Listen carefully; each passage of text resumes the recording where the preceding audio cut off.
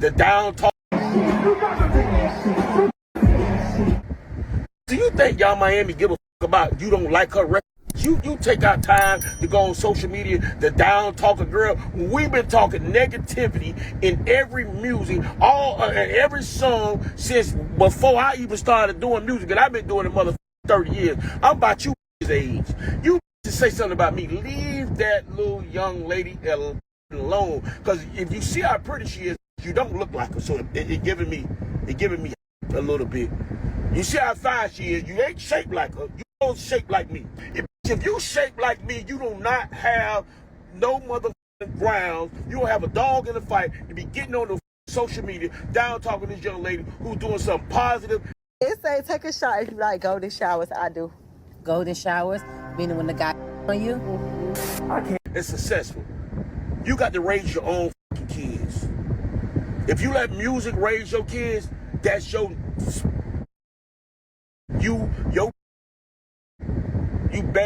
bad breath. Always talking about it. Man, let the girl get her motherfucking money. All the negative records in the world that came out and people have made plenty motherfucking money off of. Y'all want to talk down on the young lady because she got a hit record, a hot record? You think that's gonna stop? You don't see she climbing the charts every day? Y'all leave Young Miami alone and spin that shit. So while he is questioning why Young Miami is the target of India Arie in particular, he questions this in the most disgraceful, degenerate, low IQ way possible, because it doesn't seem like Trick Daddy and men like Trick Daddy are able to engage in discourse beyond a first grader. And I think even a first grader can have a more intellectually rigorous conversation about pretty much anything. So we're going to drop him in a moment, but before we do that, I want to point out something else. I think it is easy to address women when it comes to degeneracy, particularly in rap music, because you don't get the kind of pushback you would if you address men. See Oprah Winfrey addressing men, and the kind of pushback from the hip-hop community that she got critiquing the hip-hop music that we were consuming back then. However, I think this is important to point out the fact that a person, something like Trick Daddy, occupying the space in hip-hop that he does, can address an India Arie in the way that he did and not get a ton of pushback in the industry speaks of a kind of welcoming of disrespect that is absolutely abhorrent. There is no way something like Trick Daddy should be addressing India Arie like that. None. Everyone should be in an uproar. I do not actually care if India Arie was asking for a boycott of Young Miami's music, which we'll get to that in a minute. So grab your coffee, water, tea, whatever you're drinking, go and get that. And let's talk about India Arie and what she had to say about Young Miami.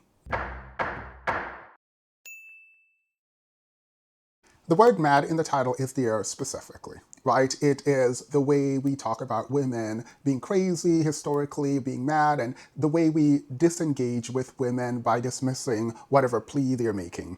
So since The Odyssey is newly out in theaters for you to go watch, there's a lot of conversation about Greek mythology, and there's one character in particular that I want us to focus in on as we do this review. This character is called Cassandra. Cassandra, if you guys do not know, is a Trojan princess, and she is gifted or cursed, however you want to consider it, with the ability to see into the future. Now, there are a lot of conversations writing about how she got this power to see into the future. It is absolutely irrelevant. However, she was cursed by Apollo in one of the renditions to be able to see the future, to know what is going to happen, but no one will listen to her as she explains to them what is going to happen and how they should take precautions because of the very, very bad future that she sees.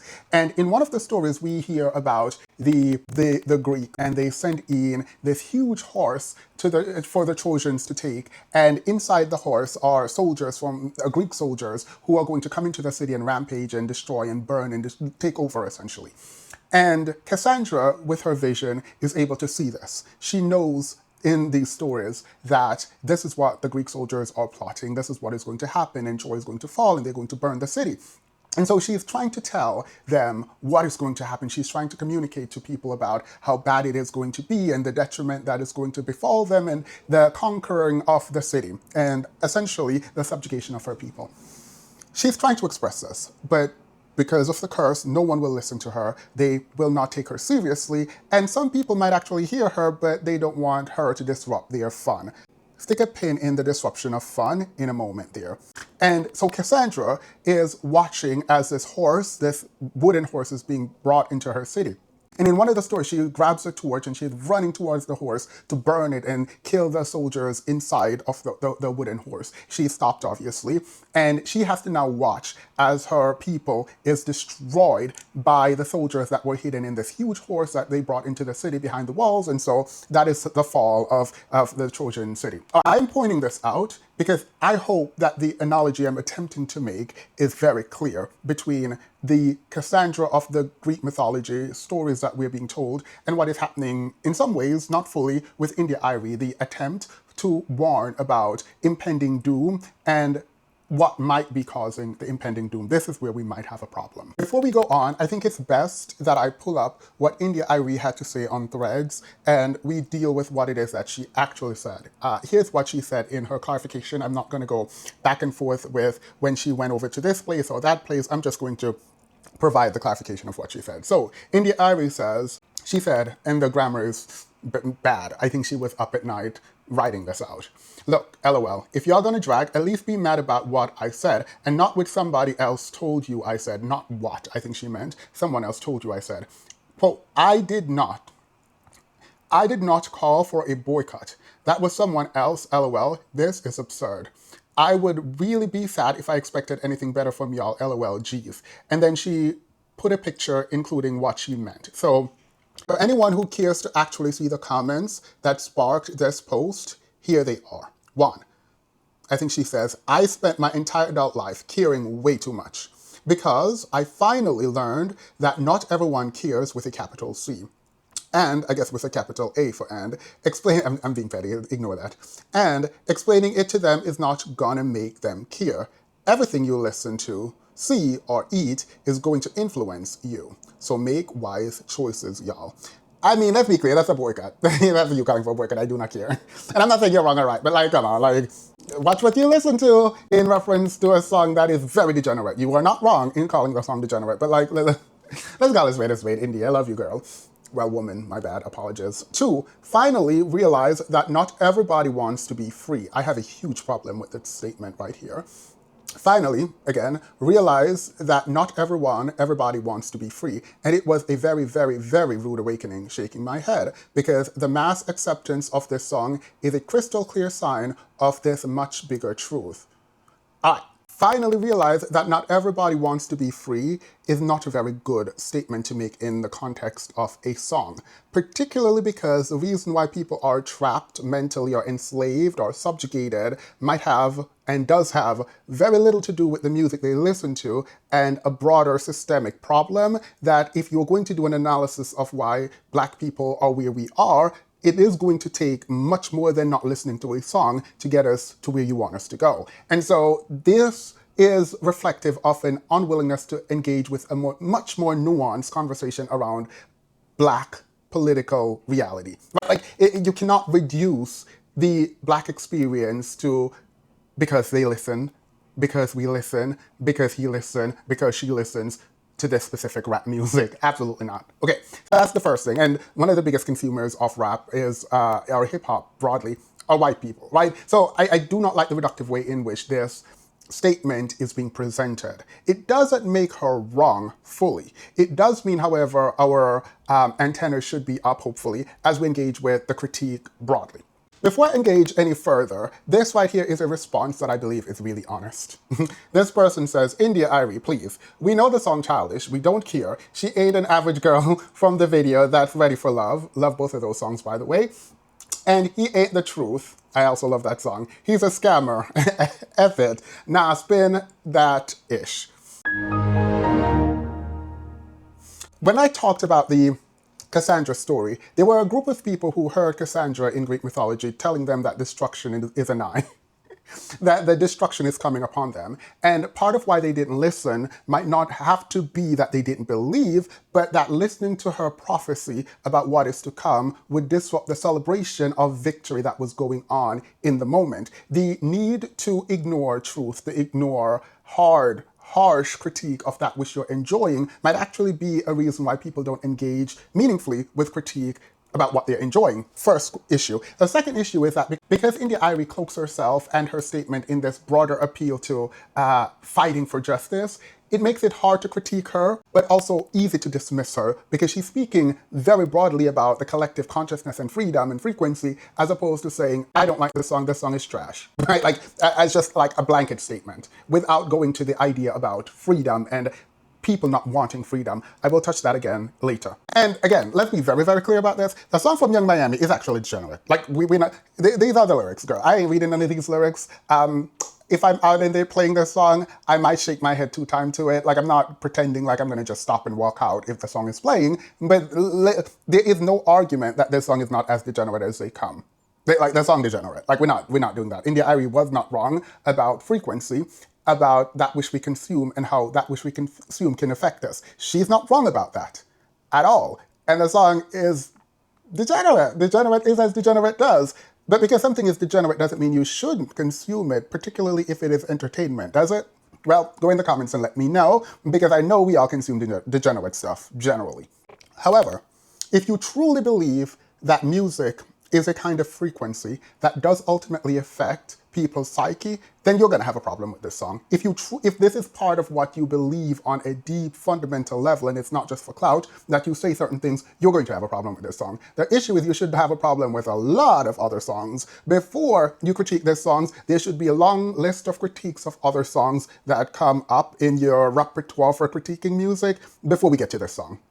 And if I don't see that, then I have a problem. Additionally, if you believe people lack common sense and will hear the song and take the song and make it into a philosophy for their life and how they live their life, then yeah, you will also have a problem with the song.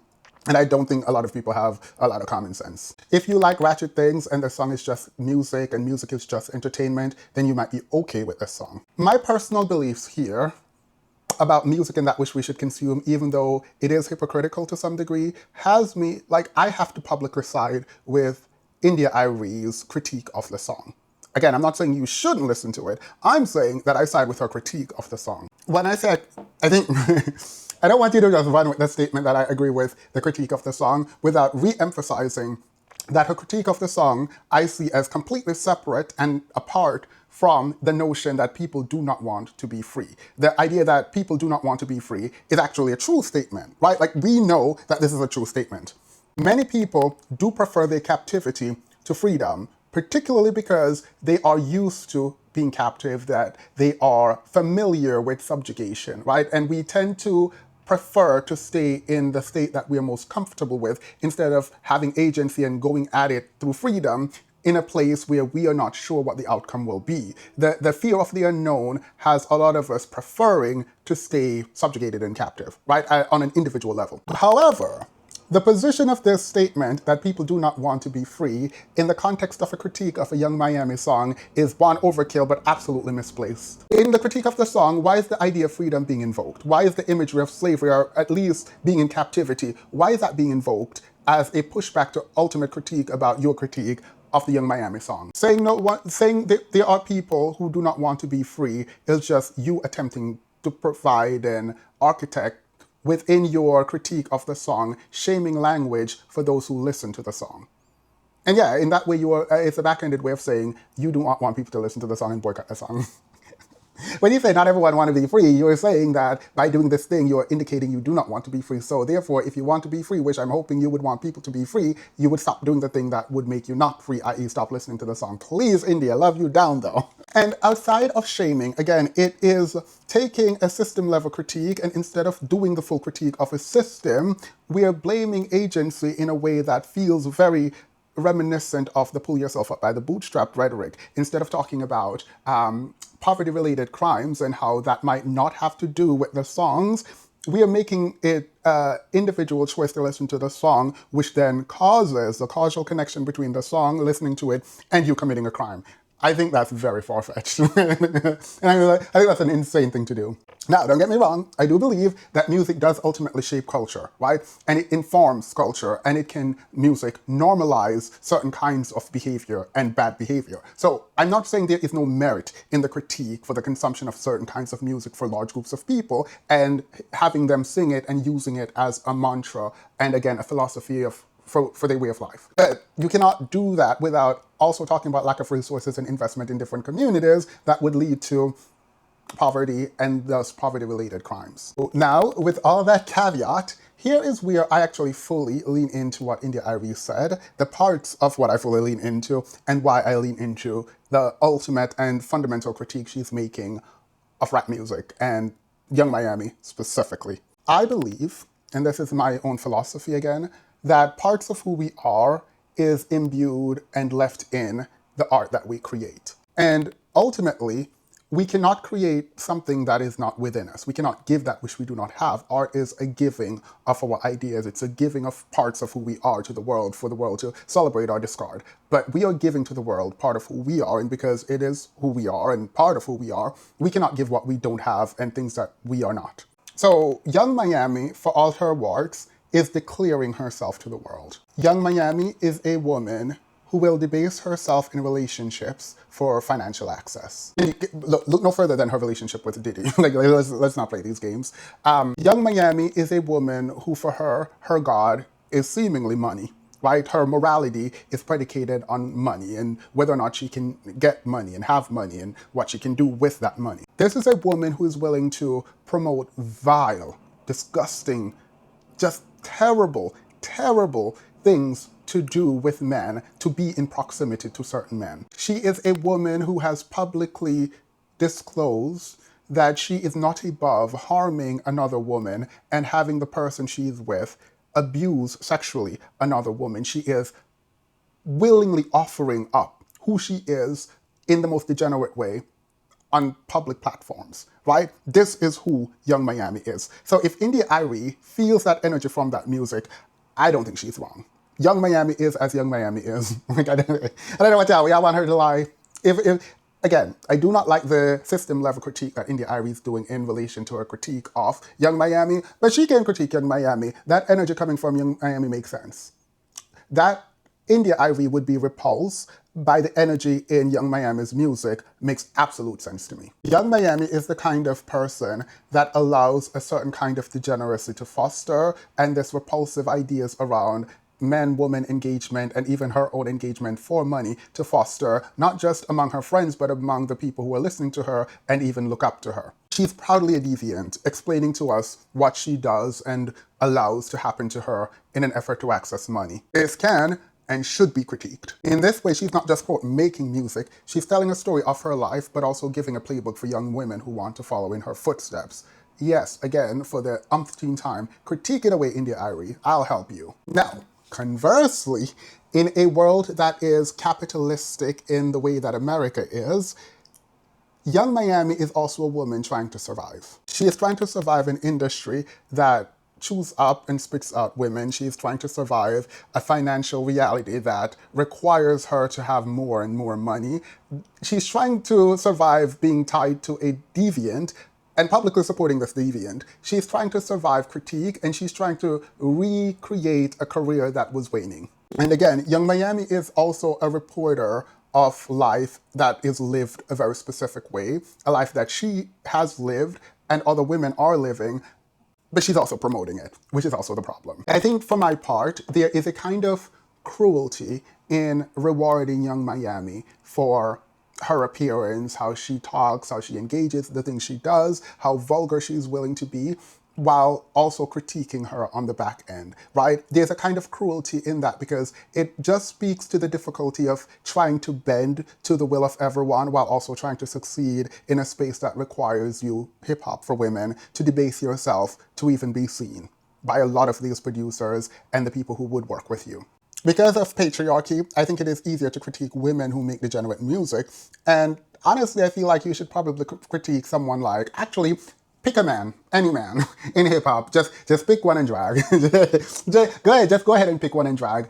And you would get pushback there, but I do find it odd how easy it is to critique women. Again, not that she shouldn't be critiqued. This is more a whataboutism, which I generally do not like, but to the extent that there are more atrocious people who engage in more degenerate creation of music, I think, and have done that for a while, to have ignored all of that and then critique her seems odd to me, because I would prefer for you to critique her and also critique all of them people too. Again, not that she's above critique, but the fact that men are out here doing the same thing and even worse feels like they should be under scrutiny. Put them under a microscope the way that you are putting Young Miami under a microscope. And yes, I'm talking to India. Switched timeline. Dear India, I was part of your original timeline, so I get what you're trying to do. That won't work here, sis. Save yourself. Niggas are at the bottom of the totem pole of black people. And on this timeline, niggas seem to be doing their big one. Niggas will write a character witness statement for a sex and human trafficker. A nigga will get pissed and shitted on and then brag about it on their show. Where we're going, niggas can't go. The illustrious prison industrial complex has low numbers. In our timeline, it was busting out the seams. Remember, we had the crack epidemic, gangs. On this one, they are low and the prison population is dying out. So they need new niggas. And why not get a scammer and a booster? Get them to think scamming and boosting is cool because they're impressionable and they'll actually go out and do it. Kiki Palmer, I love boosters. See the trends on this timeline? When they get arrested, like the mom and daughter did, be safe out here because everybody's telling on themselves and each other. The police on this timeline don't even have to do any work. Money and proximity and bags, and we know that the music industry ain't shit. We know that they do the most nefarious things to their artists and that it's just nothing to be a part of. But on this one, they aspire. Any cost, dignity be damned. What I want us to do on this timeline is, where are my historians? This is low-hanging fruit. You cannot save niggas. We see what we're trying to do with the black grocery stores. You see what we're trying to do by divesting from other communities. You have people that will come against you for telling the truth. Trick Daddy looks like he has gout. We're not talking to a Trick Daddy. My Uncle Luke, he's just as disgusting from our timeline. Leave them niggas alone. Save yourself, India. And what you could do is come out with an album now, because we're so thirsty for something original, something like I Am Not My Hair. The truth, like that's how we used to feel about our black men. That's what we wanted to believe. That's the love that we wanted to give. That's not this timeline. They have go yard bags now. So there are more people that are on your side than you can possibly believe. Let them believe that it's not a big deal that their 5-6-year-olds are singing this. Let them believe that. Prison pipeline. I'm so sick of these niggas. You're going to jail. Y'all are going to jail. Period. We have other things to do. That's exactly why progress has not been made the way that it could have been, the way that it should have been. Everyone cannot go. Everyone should not go. Fuck them. Here, they will betray us. They can be bought. They do have a price. We cannot take them where we're going. It's very strategic and intentional what I'm saying. Sister India, you said nothing wrong. You were 100% correct. We switched timelines. First things first, hip-hop did not stop black progress. That's not a thing. No, absolutely not. To believe this is to completely shift the blame from systemic injustice and making it personal, right? It is to completely ignore the disinterest in community investment from pretty much every major power and pillar within the American system. To ignore train tracks running through and through black neighborhoods. It is to ignore the demolition of black neighborhoods. It's to ignore the unwillingness to extend line of credit to black people. It is to ignore the lack of access to adequate resources and education in certain neighborhoods. It is to ignore a lot of issues. Again, as someone who continuously preaches about personal agency, even on this platform, I would be wrong, and I would have flattened a very complicated and nuanced discussion about upwards mobility for a collective of people if I should blame it completely on individual action. Now, again, if you're talking to an individual, talk to that individual about their action and how they can be better, but knowing that there is a larger system at play, and when we're addressing generally the system, we might not want to reduce it to the kind of music you're listening to. And Save Yourself, while I have come to appreciate it specifically from the group of people, Black women, who are actively engaged in community building and community upliftment since the plantation, right? Like, we're talking about a group of people, Black women, who have invested continuously in the community. So when you say Save Yourself, I take no issue with this. I will point out, however, not an issue, Save Yourself is not a philosophy, really. It is how individuals survive in toxic communities. And it's a biological strategy that is not new. I think it's new to Black women because Black women have not really thought and engaged in saving themselves. I think Black women have continuously been around trying to save everyone else but themselves, actually at the cost of themselves. To address more specific points in the video we just watched, I don't think that the idea that we switch timelines is also inappropriate as a defense for India Arie, because to say we switch timelines is to suggest that things were better. And the women who came up here did explicitly talk about how things were better when they were essentially worshiping their quote-unquote Black men. I'm gonna need you to point to that time. I'm gonna need you to point me to that time, girl. Loved your video though, but I'm gonna need you to point me to that time. What time? Things weren't different. When hip-hop hit the streets, it was a problem. Not just for the people listening to it, but for everyone critiquing it. There was a part of hip-hop that I like, the Lupe Fiasco era, but there's a part of hip-hop that really digs into what is happening and reporting it as the negative thing it was, right? Like, there was a part of hip-hop that was reporting, it was a sort of narrative storytelling about the atrocities in certain neighborhoods and how people elevated from that. It was reminiscent of the kind of autobiographical writing and poetry that speaks to a deep, meaningful talent. But at the time that was happening, there were still people talking about selling drugs on the street. Let's not do this. Let's not do this. Her drag, by the way, that lady in the video, drag of Young Miami for defending Diddy, fully valid. That will always be valid. Again,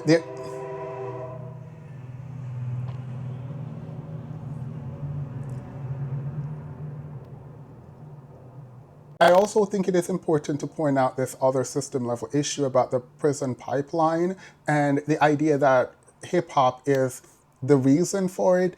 We can talk about a culture being reinforced by the music we listen to, but I do not think it is right to credit hip hop for the creation of said culture, even if it helps in the reinforcement of a bad culture. To move forward, I'm gonna move on from the kind of homophobic attack on Black men who has purses. I don't know why that was relevant, so I'm just gonna go ahead and move on. I'm just gonna go ahead and move on beyond this homophobia and talk about the idea, like the need to punish men and police their masculinity is also a part of patriarchy, which ends up harming the community again. So like the way that the video that we just watched is positioned feels antithetical to what it is attempting to do, i.e.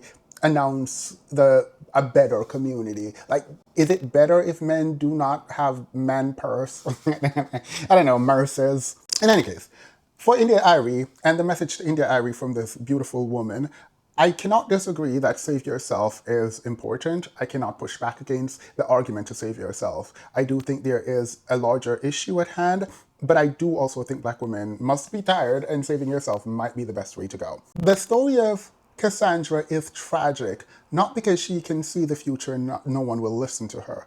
It is because she was intent on making people listen. It was because she wanted to save everyone else. If, in fact, she saw what was going to happen to the city and she made preparations and left as soon as she could, well, the city might fall, but she wouldn't. She would not have been taken as a concubine, right? Like, she would not have been dragged from Athena's temple and be made to be a concubine and then saw her own death and let it happen. She could have left. When she saw the Trojan horse, now as we call it, but the Greek horse being brought in to the city, she could have left. Her tragedy comes with her deep sense of duty and care and the work that she was willing to put in to save a people that would not listen to her.